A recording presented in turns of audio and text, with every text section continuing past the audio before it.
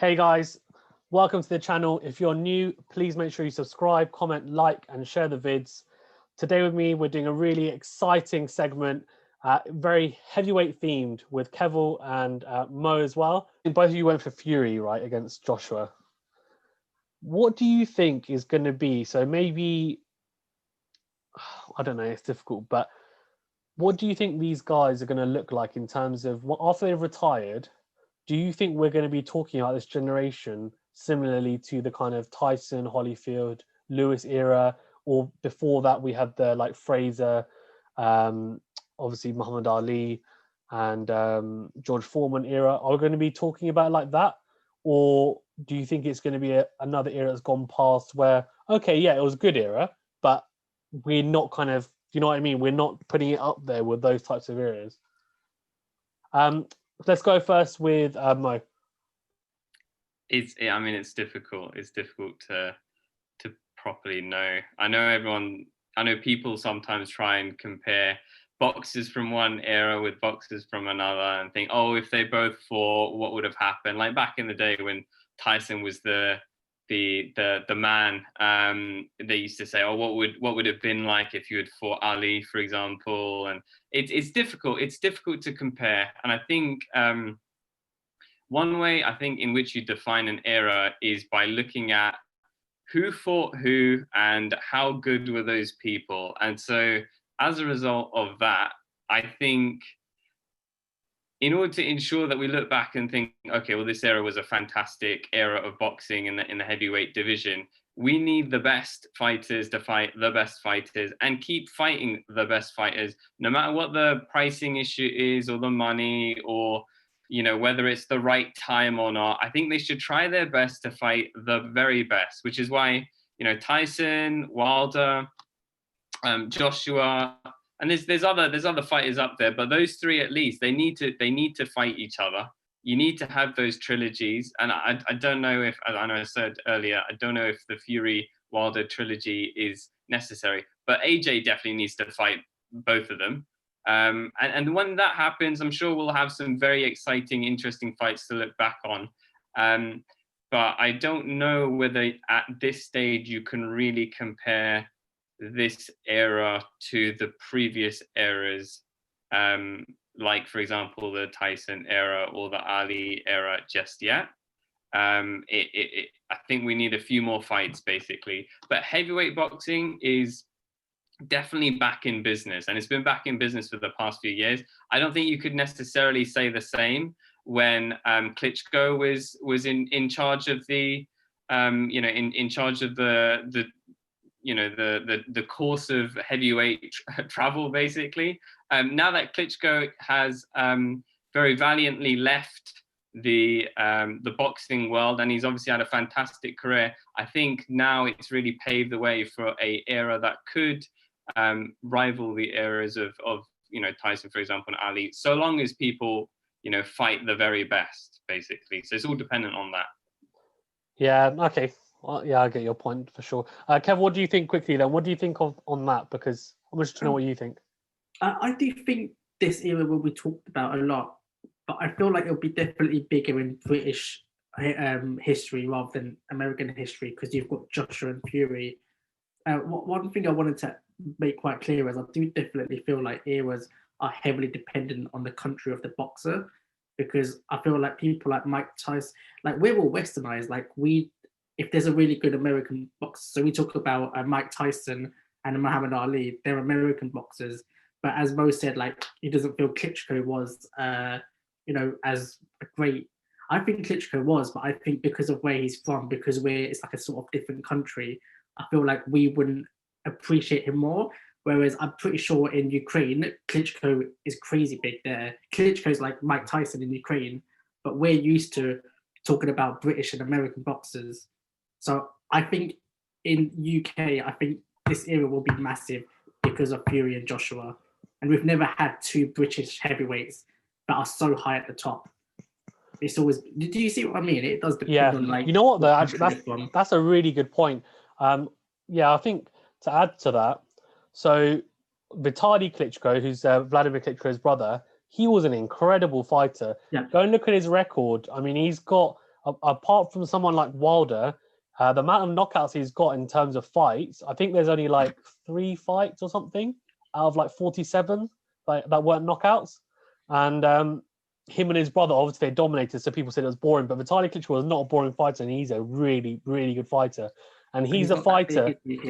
No, he was. Yeah, he's not that big in terms of. Obviously, people knowing, and the reason why is because they're not the kind of brash personalities or people that they do speak English, but their English isn't as good, obviously, as someone like Joshua and Fury, and they're not as well known. And to be fair, though, so Vitaly Klitschko is the one who basically retired Lennox Lewis, because Lennox Lewis fought him, and Lennox Lewis he was getting his ass handed to him in that fight. And it's after, we're talking about Lennox Lewis after the Mike Tyson fight, so this is the back end of his career, and Vitaly Klitschko stood in for someone and was basically beating him up, and Lennox Lewis got a bit lucky and basically hit him with a shot, and he had a big gouge over his eye, and a cut, and they stopped the fight because of the cut. And Lennox Lewis basically won because of that. And so they stopped the fight. And basically, if you cause the cut, then you win, which is it's just one of those things in boxing. Mm-hmm. And he said to Vitaly, I'll give you the rematch. But then he retired after. And it's because his mum basically said to him, no, you shouldn't take the fight. So I think that says a lot about Vitaly Klitschko. And a lot of people, if you speak to people that are hardcore boxing fans and they know they're boxing, they have someone like Vitaly Klitschko and Vladimir Klitschko in their top 10 heavyweights of all time. That's how highly they rate them. So I agree with you 100%. I think that people sleep on the Klitschko brothers just because maybe they're so dominant, but they were incredible fighters, and I think there needs to be more respect put on their names. And actually, to be fair, when and you have talked about the best fighting the best, I think I agree. It's Fury, Joshua, Wilder have to fight each other. For it to even be mentioned in those kind of areas, and they have to fight each other at least twice, I would say. Which, I mean, with promotional barriers in the way, who knows if it's going to happen? Hopefully it does. But also, I want to see people like Usyk. If Usyk, for example, wins against Chisora and looks quite good, he's the undisputed cruiserweight champion. He could be the next person after Evander Holyfield, who was obviously incredible, did the same thing, and David Haye obviously was decent at heavyweight as well and won a world title. I want to see people fight Usyk as well. And to be honest, we've got Usyk, Dylan White. You've got loads of up and coming fighters like Daniel Dubois. Joe Joyce, all these fighters. Hrgovic, who we said back of the head, Hrgovic when he fought, but he's a good fighter. He's a good fighter, but a bit cheeky. But Michael Hunter, all these fighters, right? We've got. I think, as we've all said, we've obviously got fighters in this era that are good fighters. And you just want to see the best fight and the best, and none of these Mickey Mouse fights, right? Where, I do love Fury, but I don't really want to see Fury versus Tom Schwartz again. That's just BS. Let's try and avoid those for the next few years. Yeah, they're really good point though, Kev. Actually, about that, because I think maybe you're right. Maybe in 10 years' time, this will be huge for British boxing. Maybe not as much in terms of world boxing. I hope it is, because especially if it's an undisputed fight, it should be huge. And Fury's got quite a big pull in America now. But yeah, I mean, it's difficult to know, right? For sure whether that will happen. And yeah, it's difficult actually. It is very difficult to know if that would happen. Yeah. Do you guys have anything more to add? As I said, I just feel like country and origin of the boxers does make a difference to how they're perceived. Even things because boxing's a lot about trash talking and stuff. But if you've got someone from a different country who can barely speak English, they're not gonna trash talk, and that doesn't sell fights, right? So as an example, is Canelo. He's probably one of the best boxers right now, but because you don't see him trash talking and you don't see him in the business so much, you don't see he kind of skims your head a little bit. Yeah. And same Povetkin, for example, he's done really well, but people kind of forget him, not just because he's older, but because he can't talk English. Personality makes a big difference, and country of origin makes a difference to how they're perceived. Yeah. That's what I think. Yeah, I think because someone like Canelo, he's actually, I think we can probably say he's the biggest star in world boxing, but he's not as big as someone like Mayweather was.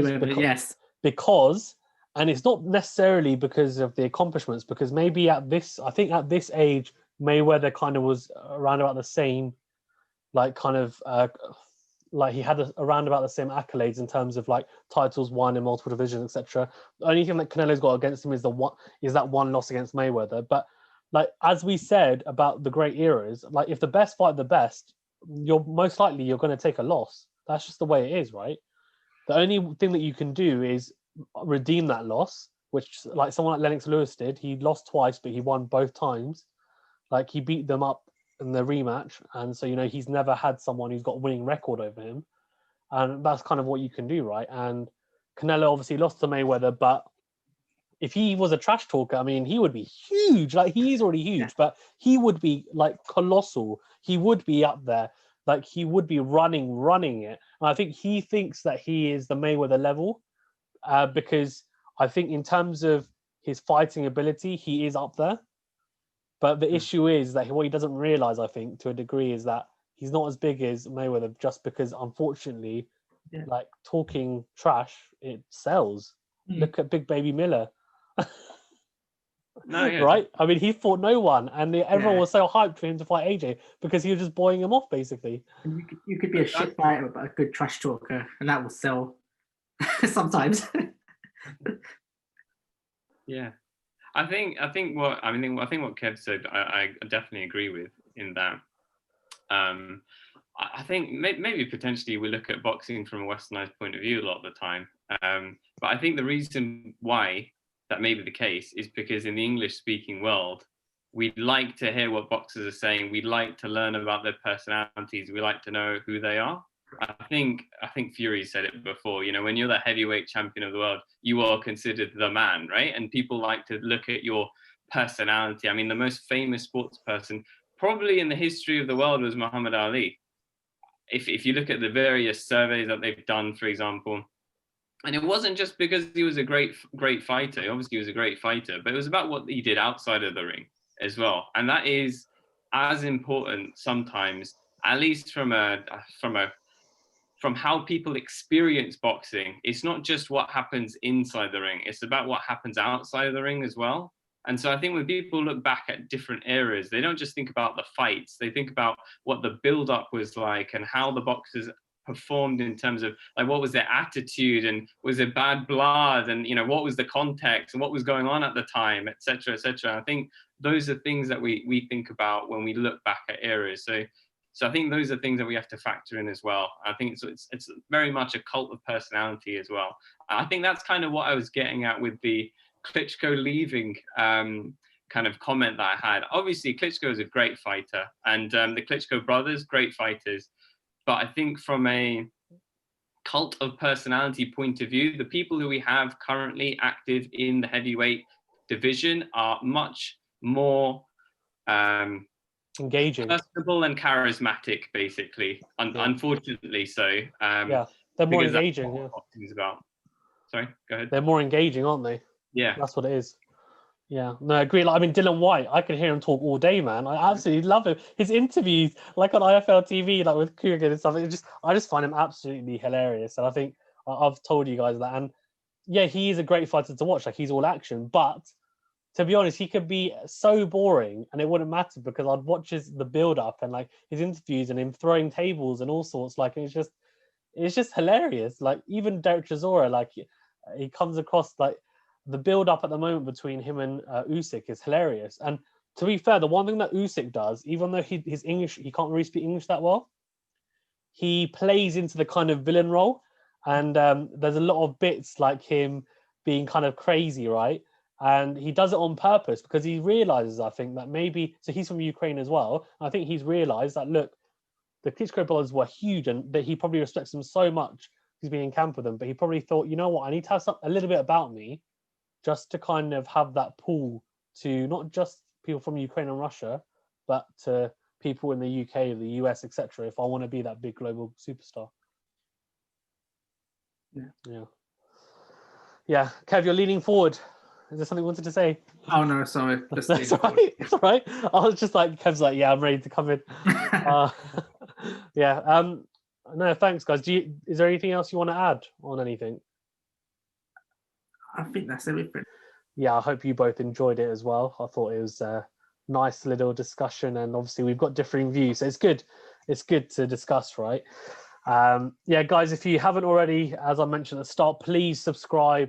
Really appreciate your support, and like, comment, and share this vid. And again, thank you very much, Keval and Mo, and I hope you two and everyone watching has a great rest of the week. And yeah, stay safe. Thank you.